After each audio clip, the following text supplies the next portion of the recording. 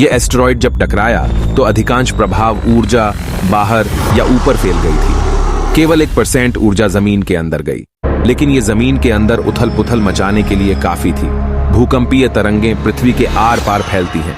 16 minute और 40 second बाद जमीनी टकराव की वजह से धरती के अंदर चारों तरफ 11.1 तीव्रता की भूकंपीय लहरें उठने लगी।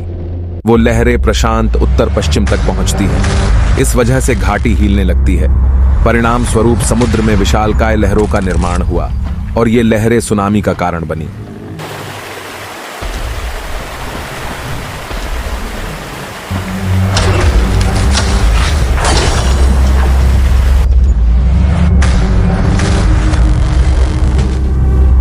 धरती की विनाश प्रक्रिया शुरू हो चुकी थी।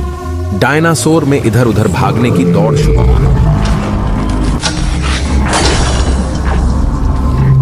ट्राइसेराटॉप्स के किनारों पर डायनासोर में घबराहट होती है। घाटी से भागने की बेताब कोशिश, एक के बाद एक झटके और गिरता हुआ मलबा।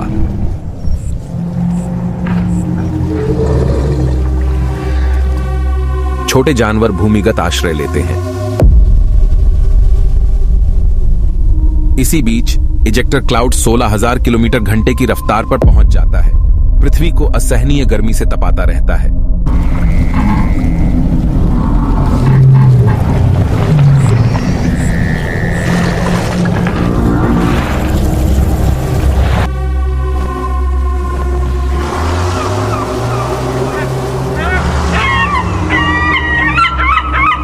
यह लाखों वोल्ट की स्थैतिक ऊर्जा बादल को चार्ज करती है, एक विशालकाय बैटरी की तरह एक विशाल विद्युत तूफान पैदा कर रही है।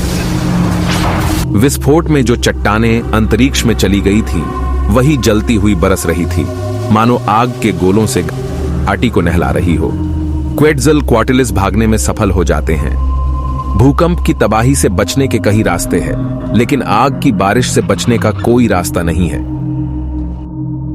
केवल घाटी का तल ही आश्रय प्रदान कर सकता है, और ये डायनासोर इतने बड़े हैं कि जल्दी से नीचे नहीं उतर सकते।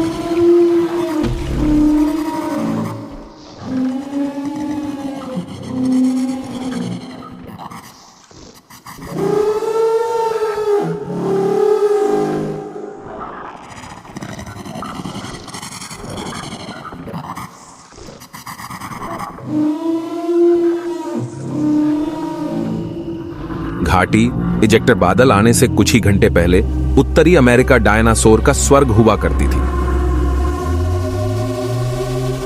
अब यह एक जीवित नरक बन चुका है। इजेक्टर क्लाउड अपना काम जारी रखता है। अब यह दुनिया भर में फैल चुका होता है, लेकिन जमीन पर इसका प्रभाव उलटा होता है। 12,000 किलोमीटर दूर मंगोलिया में बादल पूर्व में चुपचाप से लुढ़कता हुआ चलता है।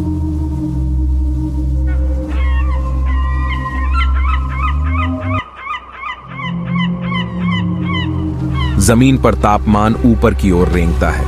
हर सेकंड कुछ डिग्री गर्म होता है। यहां जीव जंतु के लिए कोई चेतावनी नहीं है, केवल बढ़ती हुई गर्मी मौजूद है। जैसे ही हवा 50 डिग्री सेल्सियस तक पहुंचती है, कुछ ही सेकंड में 90 डिग्री से अधिक तापमान हो जाता है। 90 मिनट बाद मंगोलिया में जमीन का तापमान 150 डिग्री सेल्सियस तक पहुंच जाता है।